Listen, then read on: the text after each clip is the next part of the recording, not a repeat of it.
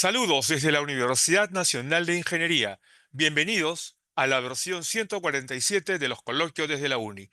Reciban el cordial saludo del rector de la universidad, del doctor Arturo Talledo Coronado, así como del director de la Escuela de Posgrado, del doctor Víctor Caicedo Bustamante.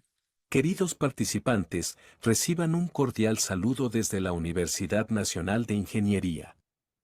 Nos complace darles la bienvenida a los coloquios organizados por nuestra Escuela de Posgrado, una iniciativa que busca brindar a los profesionales, especialmente a los educadores, actualizaciones sobre los últimos desarrollos tecnológicos. Bienvenidos sean todos Y bienvenidos participantes. también en nombre de quien les habla, Guillermo Ruiz Guevara, a cargo de los coloquios desde la UNI, una nueva ocasión de compartir experiencias, la trayectoria a través del desarrollo de la incorporación de las tecnologías de la información, tanto en los ambientes productivos como educativos y de gobierno. En esta ocasión, para tratar un tema que nos atañe a todos, no es exclusividad de los ingenieros, seguramente el desarrollo de las plataformas de interoperabilidad es de los especialistas, pero los usuarios, todos nosotros, todos sin excepción, tenemos que conocer de qué se trata, al menos los fundamentos, para entender en qué nos sirve este aporte de la tecnología en los ambientes de producción y educación. Tengan la seguridad que en breve, como ya ocurre en muchos escenarios ahora, tener nociones de la interoperabilidad ayuda mucho, tanto a quienes producen en las fábricas o en las oficinas, como a quienes enseñan en las universidades y en las escuelas de educación básica regular. Los programas de capacitación a escala internacional requieren de conocer los protocolos de interoperabilidad, por ejemplo. Coursera y otros usan interoperabilidad. Entonces, si un educador no está enterado, ¿cómo podría participar o utilizar adecuadamente las tecnologías de la información en sus proyectos educativos de educación en línea o similares? Es un tema nuevo, relativamente nuevo, cuyo dominio resulta entonces de especial importancia para todos, para los que desarrollan la conectividad y la interconexión entre sistemas de información y para los usuarios de las tecnologías de la información que se desempeñan en ambientes de redes, ya sean nacionales o internacionales. Vamos a conocer de esto y entender que este tipo de plataforma va a ser genérico y va a estar instituido en todo el planeta como una herramienta de uso cotidiano. De hecho, ya lo está. Ahora ustedes lo van a apreciar en los slides que continúan y en la información que les vamos a proporcionar del por qué es importante la interoperabilidad para médicos, abogados, taxistas, para todos. No hay excepción en realidad para entender en qué consiste la interoperabilidad. Y empecemos por el significado del término, ¿no? Entendamos su alcance. ¿Qué cosa es interoperabilidad? Bueno, los sistemas de información tienen capacidades de transferencia, de utilización de información, pero esta tiene que ser uniforme, tiene que ser eficiente y ocurre entre varias organizaciones. En el mundo de la producción, una fábrica y las instituciones de sus proveedores, que pueden ser muchos, y de sus clientes, que pueden ser otros tantos. En los gobiernos, los ministerios, entre ministerios, con las oficinas desconcentradas o descentralizadas, el gobierno central con los gobiernos regionales y los gobiernos municipales, todos intercambian información. Y ese intercambio obedece a técnicas especializadas, pero también a protocolos que tienen que ser de conocimiento de todos, de cualquier médico, de cualquier abogado, de cualquier educador, incluso de cualquier conductor de unidades de transporte público de pasajeros, para que el desempeño en las plataformas de esos sistemas de información sea el adecuado y sea bueno para todos. Entonces ya tenemos un concepto, la capacidad de transferir y utilizar información de manera uniforme y eficiente entre varias organizaciones y sistemas de información. Eso es interoperabilidad. Pero ¿cuáles son sus fundamentos? ¿O qué significa el fundamento o este término en sí mismo? Hay dos descripciones que recogemos de la Real Academia Española. Primero, el principio y cimiento en que estriba, en que se apoya y sobre el que un edificio o cualquier cosa se construye para que esté sólidamente instalado.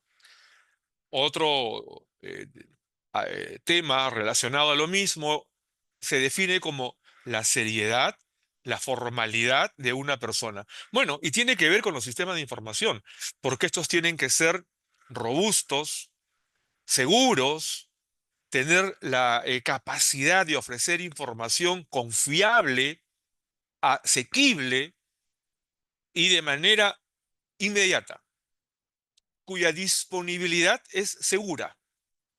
Entonces, hay un concepto de seriedad técnica y de formalidad de las personas jurídicas o de las personas naturales que ofrecen información en las redes nacionales o internacionales. Y cuanto al concepto de producción, bueno, por un lado, es el proceso de creación de bienes o servicios. Es la transformación de recursos. Y esa transformación, cualquier institución no la hace por sí misma y en sí misma. Cualquier producción, cualquier institución requiere insumos, requiere materias primas, requiere información que le sirve para el propósito empresarial. Es decir, tiene proveedores. Entonces, hay un proceso de información que recogen de los proveedores, ya sea información de los bienes que les proveen, de la información que le proveen, de los servicios que le proveen. Y todo esto, la entidad lo convierte en algún tipo de producto o en algún tipo de nuevo servicio que se lo entrega a sus propios clientes. Y todo ese proceso, desde el proveedor, el de producción más la entrega al cliente, es toda una cadena. Y en esa cadena, que la podemos llamar de suministro, logística, hay todo un proceso de datos que exige de protocolos, de estándares, para que esos formatos de datos puedan reconocerse y puedan ir de un lado a otro de manera eficiente, aun cuando cada sistema de información sea diferente entre una empresa y otra. A pesar de eso, entonces la importancia de estos protocolos es para lograr que los sistemas de información de cualquier tamaño, tipo, software o calidad de datos puedan, sin embargo, ser afines en la transferencia y en el entendimiento en función de los clientes. Esa es una definición. El proceso, entonces, está soportado por lo que llamaremos concertación de datos, interoperabilidad. Y entonces entenderemos que este es un proceso que abarca desde la obtención de materias primas o datos de esas materias primas, hasta elaboración final de un producto y o la prestación a cualquier cliente. Y todo eso es una cadena de datos que operan e interoperan, que son un todo integrado. Muy bien. Y el concepto de educación que siempre lo ofrecemos, en tanto vamos comprendiendo el alcance de la educación como proceso que facilita el desarrollo de habilidades y capacidades propias de los individuos mediante la estimulación del aprendizaje para la construcción de conocimientos y la disciplina en virtudes, que también lo llamamos educación en actitudes, ¿no? Creencias, hábitos y otras manifestaciones que los faculten para una convivencia positiva entre pares y con el ambiente. Todo esto integrado nos da un gran sistema de interoperabilidad, sus fundamentos para la producción y la educación. Y ya en este contexto, ¿qué permite la interoperabilidad? Pues bien, veamos. Primero, que sistemas diversos, como registros electrónicos, por ejemplo, de salud.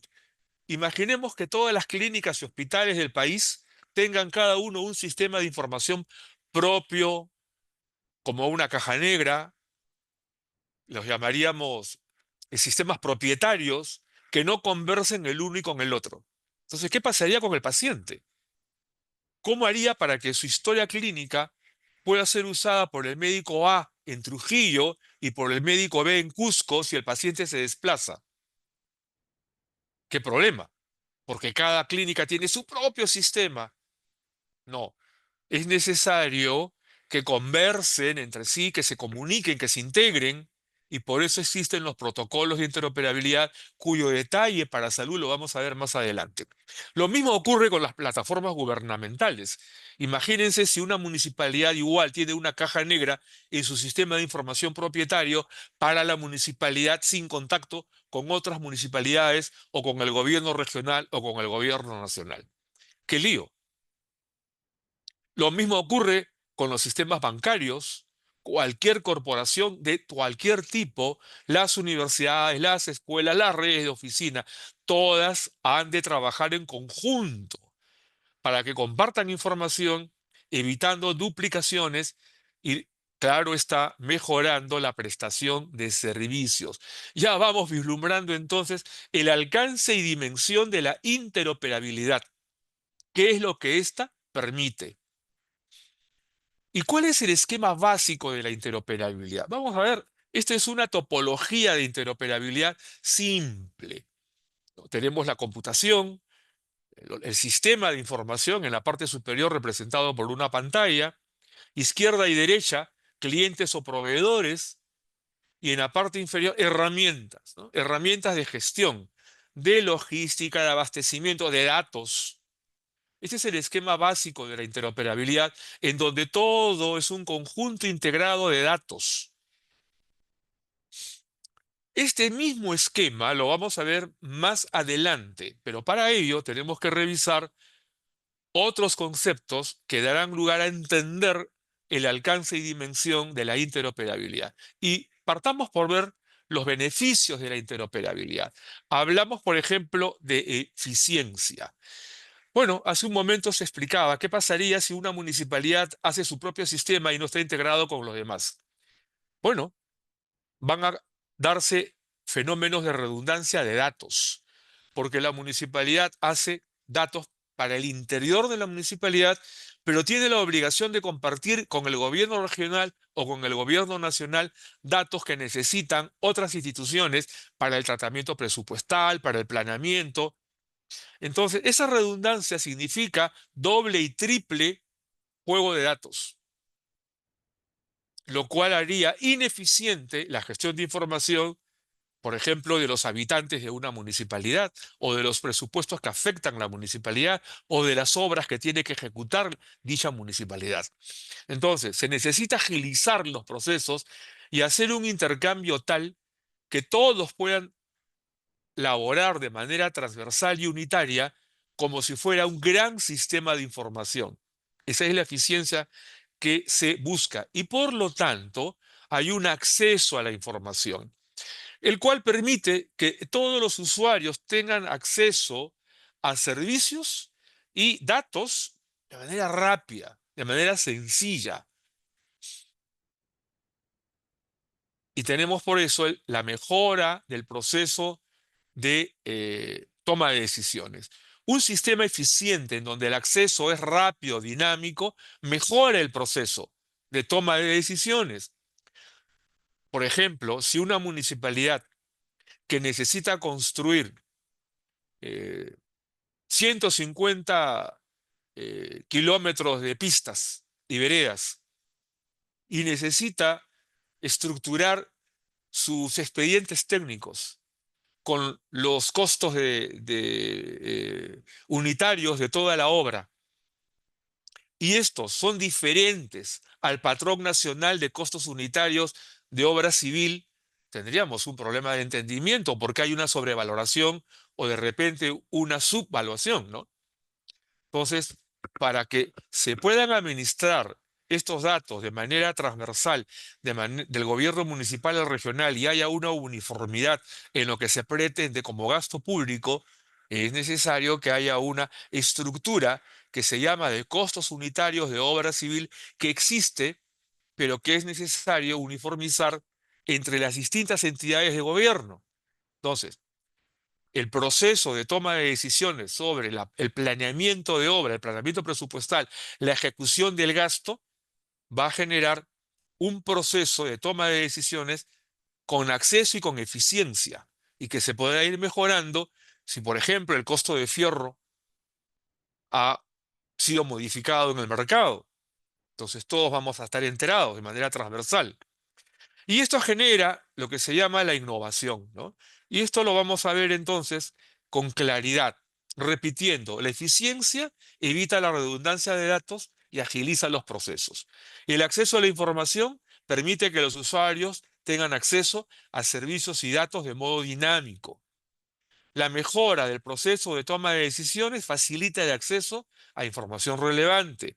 La innovación, porque la consecuencia de esto va a ser que hay una innovación permanente, porque ya sé dónde tengo que mejorar, detecto los cuellos de botella, las necesidades de más datos, y esto abre camino al desarrollo de innovación, de nuevos servicios digitales y a una mejora continua.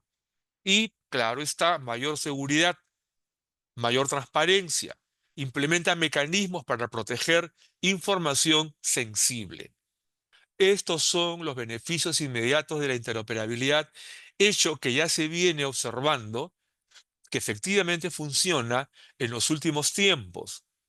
Y cito últimos tiempos porque la interoperabilidad como concepto y como tecnología aplicada no es muy antigua. Lo es para los ingenieros de comunicaciones, de sistemas de información, pero no para los usuarios. Esto recién se ha puesto en manos de los usuarios en muy pocos años hacia acá. Y ocurrió gracias a una iniciativa de la Secretaría de Gobierno y Transformación Digital que creó lo que se llama la Plataforma de Interoperabilidad del Estado. Esto permitió transparentar los datos y sigue mejorando y se siguen incorporando justamente innovación para ir transversalizando la vigilancia de datos que circulan entre los gobiernos subnacionales y el gobierno central y entre los funcionarios de las áreas responsables. La base legal estatal se llama PIDE, Plataforma de Interoperabilidad del Estado. Y esta PIDE en Perú es la Plataforma Nacional de Interoperabilidad. ¿Funciona únicamente para el Estado? No, no.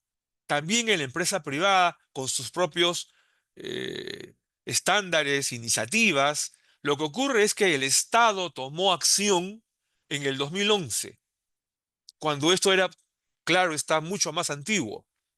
Y cuando lo tomó el Estado con el Decreto Supremo 083 del 2011, ya se generalizó y se puso en manos también de los usuarios. Claro está, sí, tengo que reiterarlo, que falta que las facultades de educación tomen este contenido en los currículos para que le entreguen a los contadores, a los médicos, a los abogados, a los economistas, a los educadores, el dominio de los protocolos que ya existen referidos a la interoperabilidad. Este documento finalmente tuvo una resolución de Secretaría de Gobierno Digital, el 002 del 2019, que aprueba los estándares de interoperabilidad de la plataforma del Estado. Vean ustedes ese recorrido del Decreto Supremo del 2011 hasta la resolución del 2019, en que la experiencia ya permitió entregarle a las entidades del Estado y a los usuarios finales la documentación que facilita el entendimiento de la plataforma de interoperabilidad. Yo estoy seguro que si en estos momentos dijera levanten la mano los que conocen de esto, solamente los ingenieros de sistemas van a levantar la mano. Y los usuarios generalmente no, cuando sí debieran hacerlo para hacer que los sistemas de información sean más eficientes en el país. Ahora, cité que la empresa privada ya lo viene haciendo. Claro que sí. En general, la interoperabilidad aplica estándares y especificaciones. ISO, las normas internacionales de servicios de calidad, ya lo viene divulgando hace 15 años aproximadamente, para asegurar la compatibilidad y seguridad de la información. Y en el caso peruano, los bancos lo tomaron hace más de casi 3 lustros. Muchas organizaciones privadas, varias estatales han dado pasos importantes como la SUNAT, que permite que ahora las agencias de aduanas interoperen, se comuniquen entre sí, se comuniquen con el Ministerio de Economía, con las agencias de aduanas, los usuarios, las empresas que hacen uso de las agencias de aduanas permanentemente. Entonces, todo es digital. Todo ahora es una plataforma del sistema de aduanas del país sobre la plataforma de interoperabilidad. Entonces, esto creo yo que fue la pandemia la que impidió que esto tome el auge o divulgación que debió ser para que todos nos entendamos mejor hoy en día y para que todos nos hubiésemos apropiado del entendimiento y dominio de lo que es la interoperabilidad. Pero sigamos revisando esto. Acá tienen ustedes el logro de varias empresas que hacen uso de la interoperabilidad y que ustedes como usuarios tienen los beneficios. Yo les pregunto, ¿qué pasaría si no existiera la interoperabilidad, sus protocolos y sus estándares? ¿Existiría IAPE? No, no existiría. Ni PLIN, ¿no? No existirían las operaciones interbancarias, salvo en circuitos privados de los bancos, pero no con el usuario final, porque habría un riesgo de seguridad. Entonces, sin interoperabilidad no existirían ni YAPE ni PLIN. Tampoco los servicios de reparto a domicilio como Rappi, Globo, Pedidos Ya y otros que existen en el mercado. Todos estos operan, interoperan, porque lo que un cliente que vive en La Molina solicita a cualquiera de las entidades, por ejemplo, de alimentos, existen una serie de puntos que tiene Rappi, que tiene Globo, que tiene Pedido Ya, y ellos interoperan para darle el servicio desde el nodo más cercano al domicilio del cliente final. De lo contrario, no se atreverían a decir, si no llego en 30 minutos, el servicio es gratuito, ¿verdad? ¿Por qué? Porque hay una red de nodos que interoperan entre sí, reciben la información del cliente e inmediatamente se busca el punto de servicio más cercano al cliente. Esos son sistemas de interoperabilidad menos complejos, pero funcionan. Y los de despacho de aduanas, que es quizás el mejor ejemplo que ha permitido que en su momento las aduanas peruanas alcancen un punto de privilegio en el ranking internacional de servicios al cliente final. Es una de las cosas buenas que podemos lucir en el país, en donde las plataformas de interoperabilidad han permitido que la SUNAT tenga una presencia importante en el concierto de aduanas del mercado internacional. Entonces, miren ustedes, aquí cito algunos de los ejemplos que surgen de las plataformas de interoperabilidad que están disponibles en el mercado. Pero hay mucho más que esto. Esto que ahora ven ya es un esquema de interoperabilidad, pero a gran escala, donde hay fábricas, carreteras, hospitales, ciudades inteligentes que le dicen, y dentro de estas también hay universidades, escuelas, farmacias, bodegas, centros de atención de todo tipo,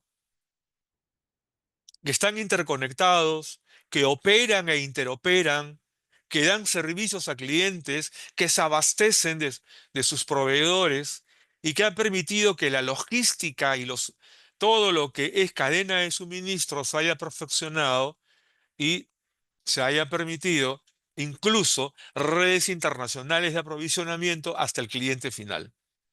Esto que ya funciona en el caso peruano, en los últimos años ha venido dinamizándose más desde el sector privado y recientemente tomando auge en el sector estatal, generalizándose. Aduanas es del Estado, pero era un ejemplo, ¿no? Era un buen ejemplo entre la gran vitrina estatal.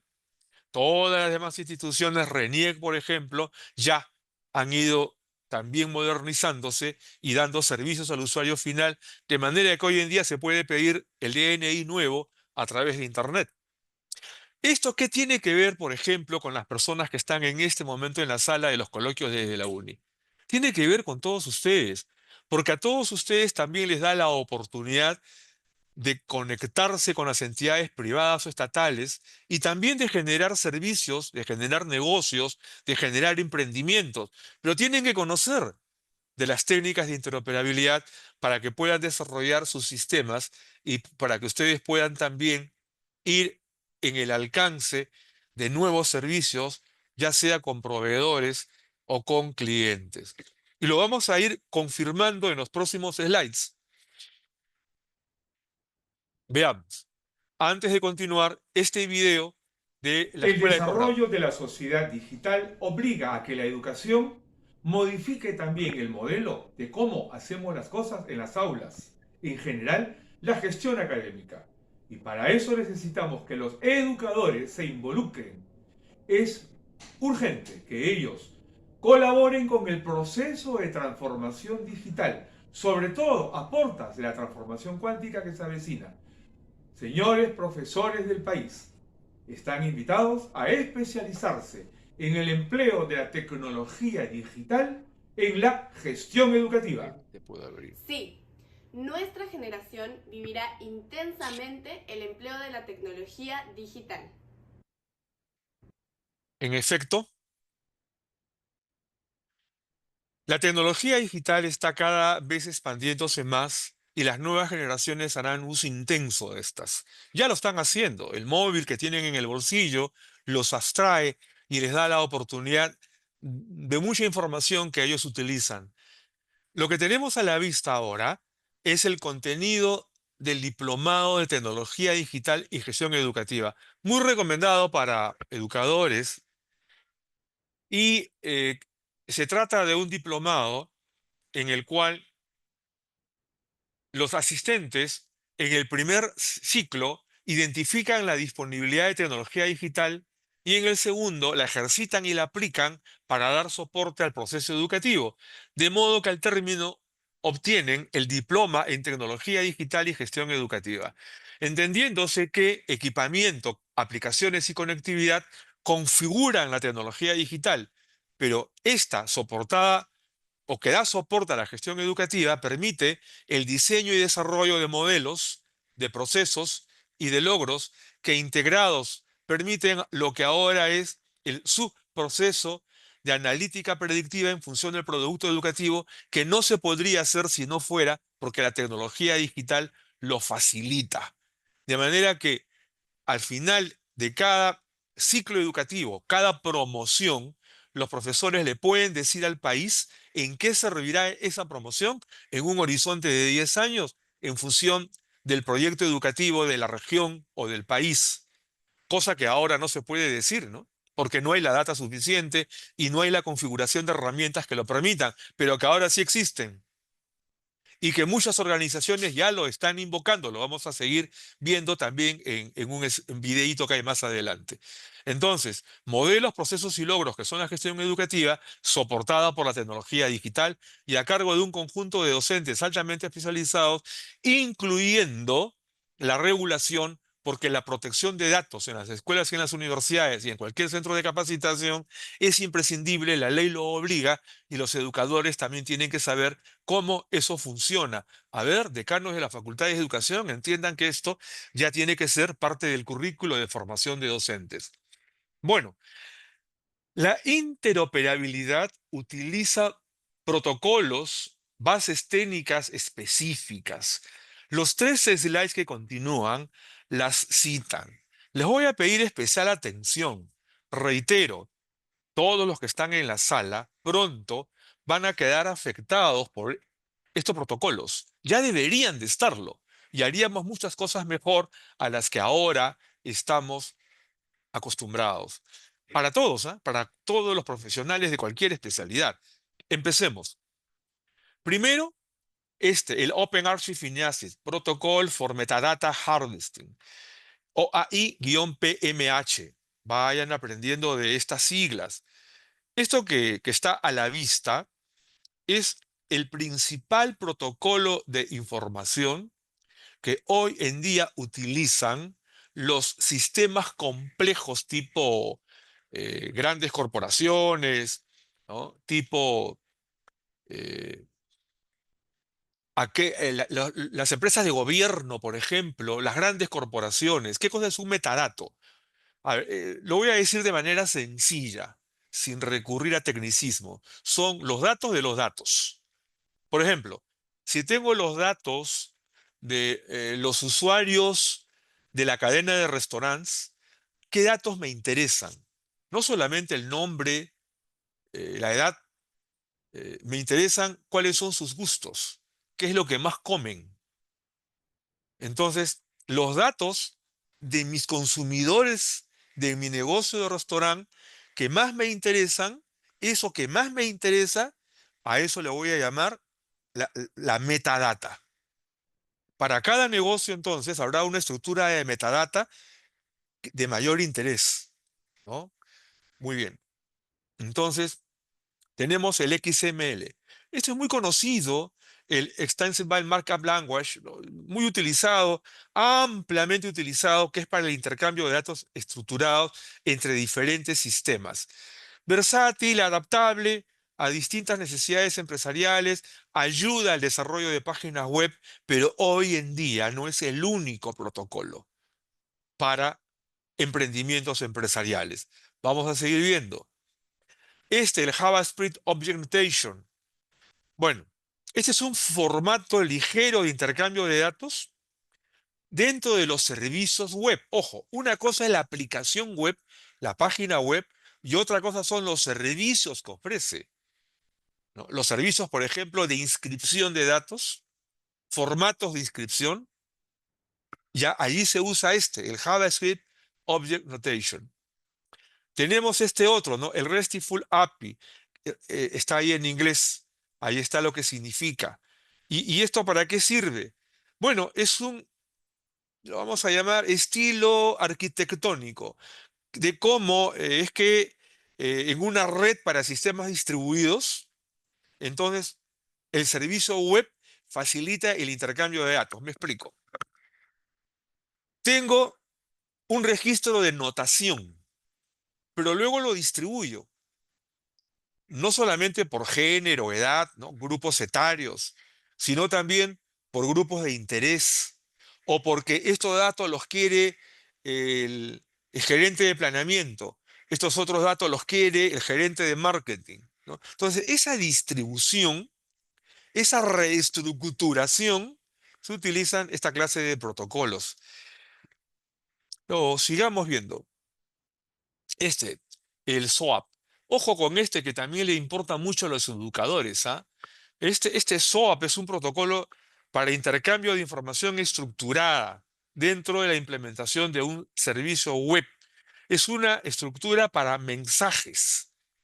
A ver, resulta que registré datos y he solicitado que se protocolicen registro de datos de personas mayores de 30 años que sean ingenieros de sistemas y que tengan maestría.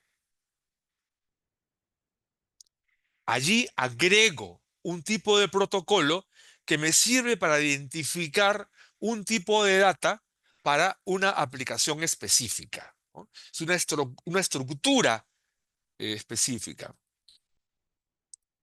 Este HL7, lo de 7, lo de etiqueta, esto es para la salud. Tiene su razón de ser. Es un protocolo pionero que se utiliza en las historias clínicas electrónicas, que se utiliza en hospitales, que la Organización Mundial de la Salud pidió que se estandarice para todo lo que comprende registro de historias clínicas y efectivamente todos los sistemas de información clínico hoy en día utilizan este protocolo.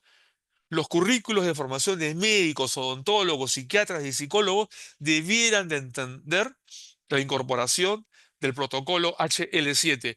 Y no solamente de esto, también este otro, el FHIR, Fast Healthcare Interoper, recursos de interoperabilidad para servicios de salud, ¿no? Este otro protocolo es más moderno diseñado recientemente, mejora mucho y utiliza los registros justamente XML y JSON que hemos visto hace un momento, ¿no?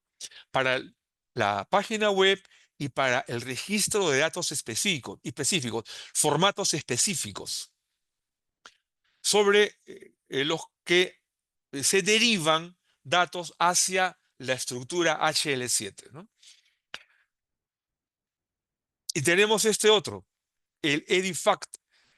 Este otro protocolo, también de carácter internacional y ya comúnmente aceptado, es un estándar para el intercambio electrónico de documentos comerciales. Ojo, estamos hablando ahora de facturas, de pedidos, y que ya están identificados en el comercio internacional. Todo lo que es aplicaciones de comercio electrónico utilizan este protocolo. Un protocolo internacional, un tipo de formato de datos. Un protocolo internacional de datos es eso, es un formato sobre el cual se estructura data especializada para un sector determinado. Y tenemos el Open Data Protocol. Este otro es un protocolo de acceso que permite que interoperen diferentes sistemas de datos bajo un estándar común de consultas y manipulación de datos. Esto es muy aplicado para hacer lo que se llama minería de datos. ¿Qué es una minería de datos? Bueno, es un banco de datos especializado debidamente segmentado, en donde tengo clasificaciones múltiples sobre las cuales puedo requerir datos de un gigantesco banco, pero no necesito todo, lo filtro, ¿no? Entonces, a eso se refiere. Tenemos este otro, que también está destinado al ámbito comercial, pero está aplicado en lo que es seguridad en transacciones con tarjetas de pago. Este protocolo lo utiliza eh, con toda seguridad. Por ejemplo, las tarjetas del metropolitano, de los trenes que circulan en Lima, como también las tarjetas que utilizan los centros comerciales, las tarjetas que utilizan los bancos, utilizan estos protocolos. Lo tenemos más. Ojo, educadores, esto les va a servir de mucho y es conveniente que lo identifiquen, ¿no? El LTI, Learning Tools Interoperability, son herramientas que se utilizan en los sistemas LMS, ¿no? Los sistemas de gestión del aprendizaje. Este otro, el SCORM, igual. Este protocolo se refiere a modelos. Por ejemplo, si hacemos bancos de tesis. El EDFI, estándar de datos de educación básica regular. Ojo, este es un estándar internacional. ¿Lo saben los que se están graduando de educadores en los últimos años? Ya tenemos que identificarnos con estos protocolos. ¿Por qué?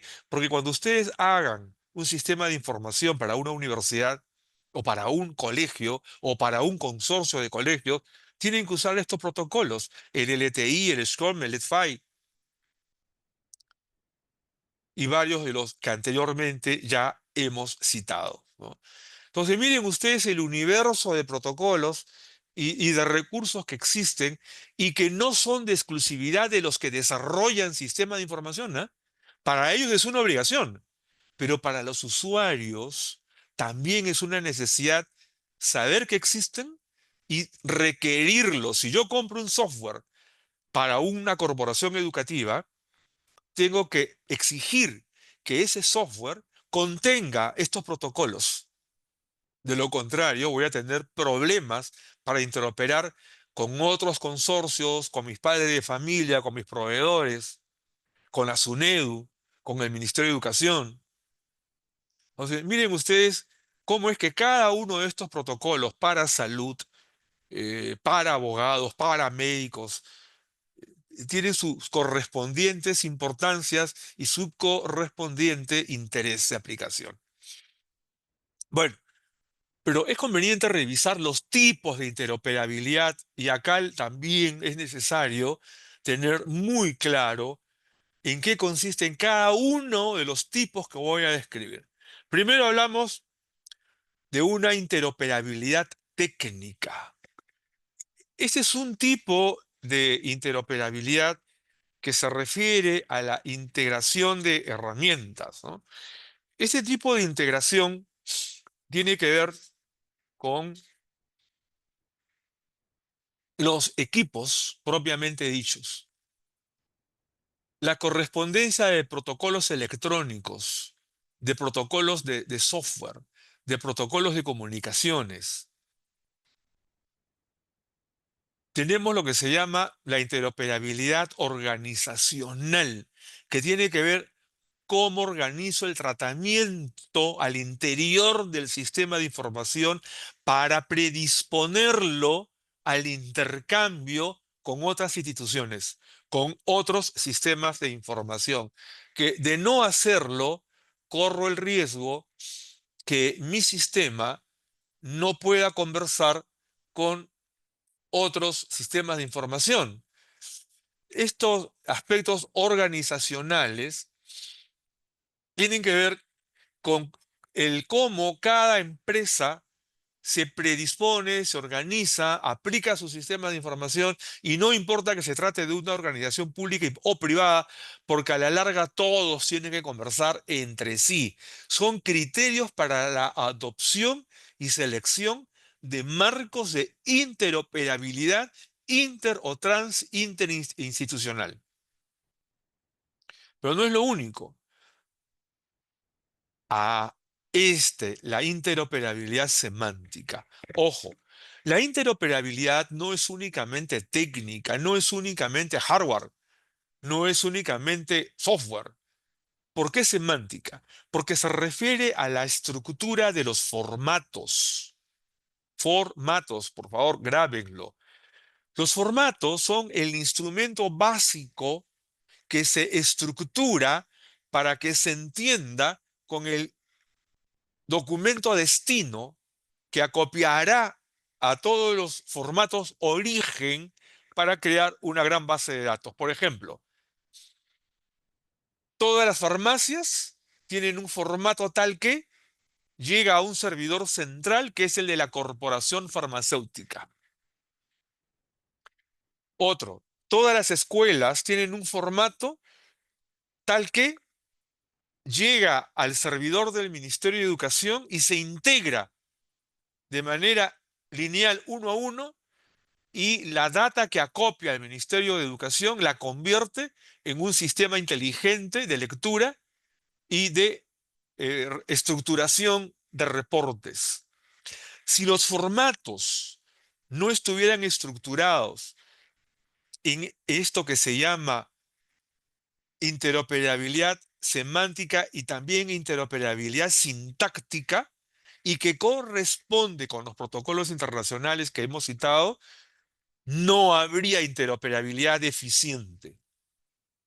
Por eso es importante que los profesionales de todas las especialidades entiendan de qué se trata. No vamos a ser expertos. Dejen que el ingeniero sea el experto, pero hay que saber requerirle, hay que saber precisarle lo que se desea. Porque la estructura semántica de una escuela o de una universidad o de una farmacia o de cualquier corporación va a tener sus propios intereses de estructuras de importancia organizacional. Entonces, por eso el usuario también tiene que cuidar qué clase de formato le interesa para hacer un correcto análisis de datos de su interés empresarial, de su interés organizacional. Y también tenemos la interoperabilidad legal. Hay una serie de normas en nuestro país. Ya hemos citado la norma PIDE, ¿no?, de la Plataforma de Interoperabilidad del Estado, pero hay otras que provienen de los ISO, de las normas internacionales de calidad, que se están utilizando por las empresas privadas, la norma técnica peruana, que aplica los ISO. Esto es necesario que los administradores de empresas, que los educadores, que los médicos lo sepan, que sepan de qué se trata. De lo contrario, llegan a ser parte de esta sociedad digital sin el dominio completo del mundo en el que van a desempeñarse. Entonces, la interoperabilidad legal, la normatividad vigente que la hay en el país, también la tienen que conocer. Y esto constituye lo que se llama gobernanza de la interoperabilidad, el arte de gobernar mis datos, el arte de gobernar mi estructura de datos, el arte de gobernar lo que quiero con mis datos.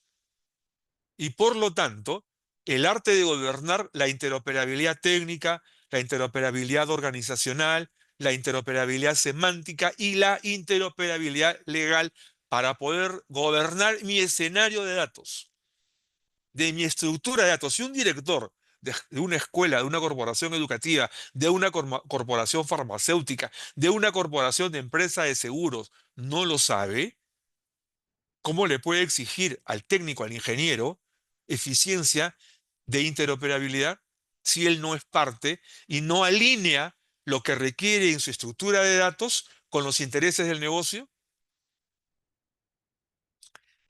Y existe ya lo que se llama la interoperabilidad internacional. Ya está vigente y requiere de una serie de técnicas, de protocolos internacionales, de recursos que tienen que ver con acuerdos internacionales, sobre los cuales, en muchos casos, Perú ya es también eh, parte, ¿no? Por ejemplo, el SWIFT, que en el mundo financiero tiene mucha importancia, pero que para cada uno de ustedes, en el uso de sus tarjetas bancarias, también tiene importancia. ¿Qué cosa es SWIFT? Viene de las siglas del inglés SWIFT for Worldwide Interbank Financial Telecommunication.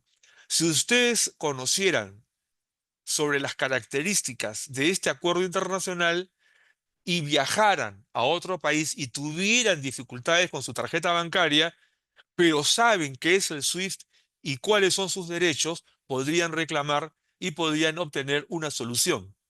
Pero si no lo saben, van a tener problemas para superar cualquier dificultad.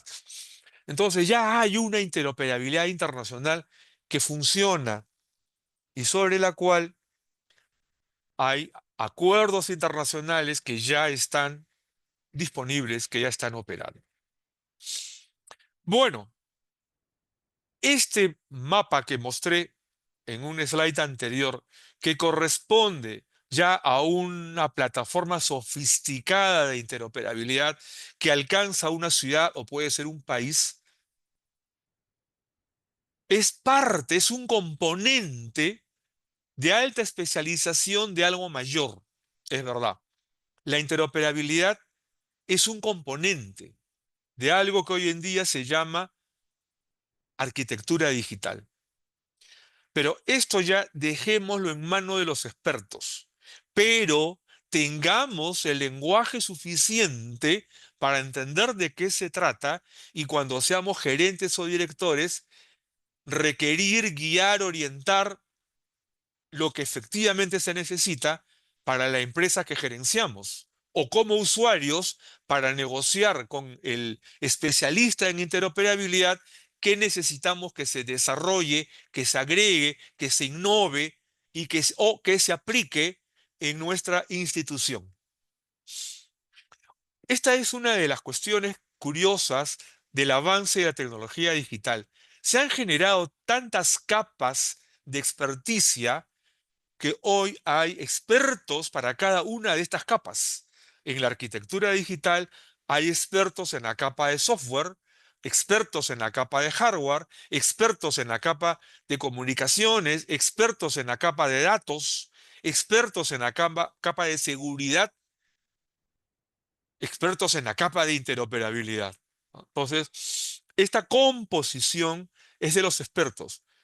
Pero todos los profesionales, incluso los técnicos, incluso los que manejan un vehículo de transporte especializado, deben tener el dominio básico, los fundamentos, para poder dialogar eficientemente con los especialistas. Bueno, sobre este tema de interoperabilidad, ya ese plan, el Centro de Planeamiento Estratégico del país, ha hecho una invocación nacional para que todos en el país nos apoderemos de la interoperabilidad. Escuchemos al presidente de ese plan. El presidente del CEPLAN, Yofiani Peirano, hizo un llamado a repensar la gestión pública apostando por la interoperabilidad y el planeamiento estratégico como claves del desarrollo.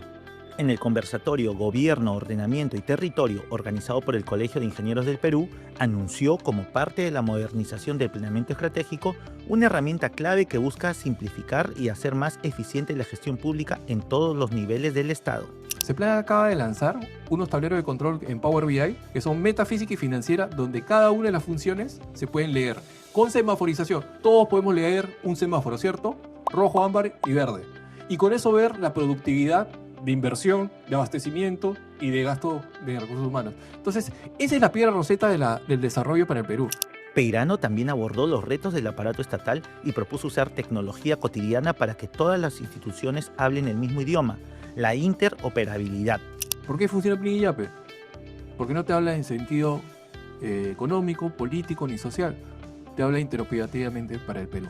Si fueran las políticas públicas como Plinillape interoperables, todos podríamos hablar el mismo idioma. De esta manera, el CEPLAN reafirma su compromiso de articular tecnología y estrategia para lograr un Estado más eficiente, articulado y orientado al bienestar de la población. Noten ustedes cómo es una preocupación de ese plan que la población en su conjunto se apodere de la interoperabilidad, la entiendan, para poder generar sistemas más eficientes. Esto se lo tenemos que decir igual a los empresarios de Gamarra o del Parque Industrial del Vía El Salvador, como a los empresarios de la industria farmacéutica, de la industria minera, todos, porque tenemos que crear sistemas de información que interoperen, que se comuniquen, que intercambien datos entre sí, es decir, que puedan intercambiar datos entre sí, ¿no? Porque también cada entidad soltará aquellos datos que sean relevantes para la gestión o sus intereses empresariales, pero tienen que estar preparados. Y se convierte en un recurso estratégico, tal como lo ha mencionado el presidente de CEPLAN.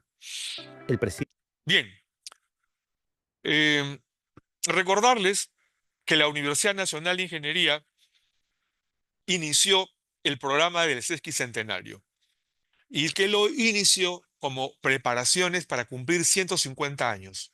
Hoy día estamos a 24 de julio y hemos cumplido el día de ayer 149 años.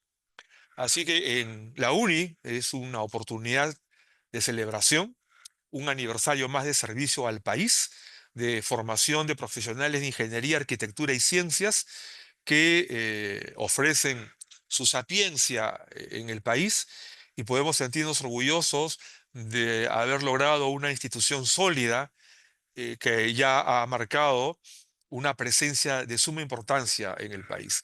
Y este programa del Sesquicentenario incluye oferta de becas, asistencia técnica, promoción tecnológica y una cadena de cursos que venimos ofreciendo ya de meses atrás de manera gratuita y solamente para quien necesite del certificado lo puede requerir por un costo de 40 soles. Cualquiera de estos cursos es gratuito. Para la próxima semana mostraremos otros cursos más que también han adquirido el valor de gratuitos. Estos son los teléfonos a los cuales pueden ustedes recurrir, comunicarse y consultar sobre la oferta de los cursos gratuitos. Bueno, la Universidad Nacional de Ingeniería desde la Escuela de Posgrado ofrece un conjunto de maestrías de alta importancia para el país. El primer MBA de una entidad estatal, de una universidad estatal, el MBA con mención en Gerencia y Tecnología, lo ofrece la UNI. Pero también tenemos una maestría ejecutiva de transformación digital, muy recomendable para que las empresas de todo el país, privadas o estatales, puedan atravesar el proceso de transformación digital e incorporarse a las exigencias del nuevo escenario de la sociedad digital. Tenemos una maestría en Ingeniería de Procesos con mención en Gestión de la Calidad y Tecnologías de la Información. Esto es imprescindible y ha adquirido personalidad propia en las empresas. Los gestores de calidad, que tienen que ver básicamente con los procesos, la gestión por procesos. La ingeniería de procesos es la gran disciplina y la gestión por procesos es la aplicación con calidad y además automatizada. Y esto requiere de expertos que puedan dedicarse explícitamente a esta área en el desarrollo de las instituciones estatales o de gobierno. Y la maestría de Gobierno y Gestión de la Seguridad Digital, que forma gerentes en seguridad digital, absolutamente necesaria, y toda vez que en el país faltan muchos gerentes en seguridad digital. Bueno, les dejo este teléfono, aun cuando creo que se está cambiando, pero estamos a sus órdenes para ofrecerles cualquier información complementaria. Se comunican con nosotros. Y antes de mostrar los otros teléfonos con los cuales operamos, recordarles que para la transformación digital, la escuela básica debe desarrollar habilidades de observación y análisis. Invocamos a los educadores de la escuela básica regular a que lo hagan y a que presten a los estudiantes tempranamente a agudizar la observación. Si la observación no está bien desarrollada, el análisis no alcanza una estructuración adecuada. Y educar en la matematización del pensamiento, no solamente técnicas operativas. Y formar en la competencia digital tempranamente.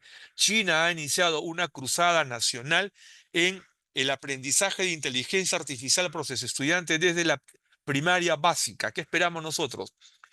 En educación superior, desarrollar potencialidades de análisis complejo multidimensional.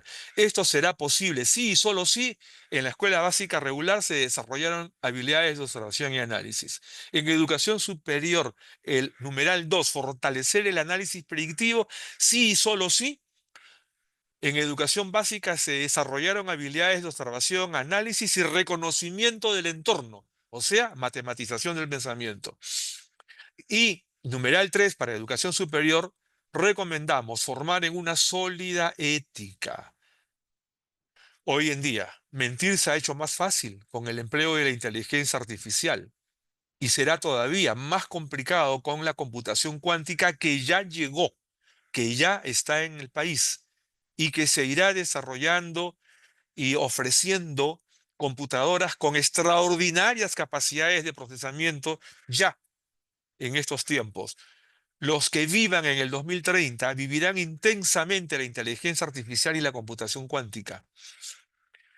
Recomendamos que para el desarrollo institucional en razón del producto educativo y justamente en dirección de la quinta revolución industrial y las que siguen, se capacita a los docentes en educación digital, pero entendida como el aprestamiento para la educación cuántica, y formar maestros que estimulen el tratamiento racional de la información y su aprovechamiento productivo.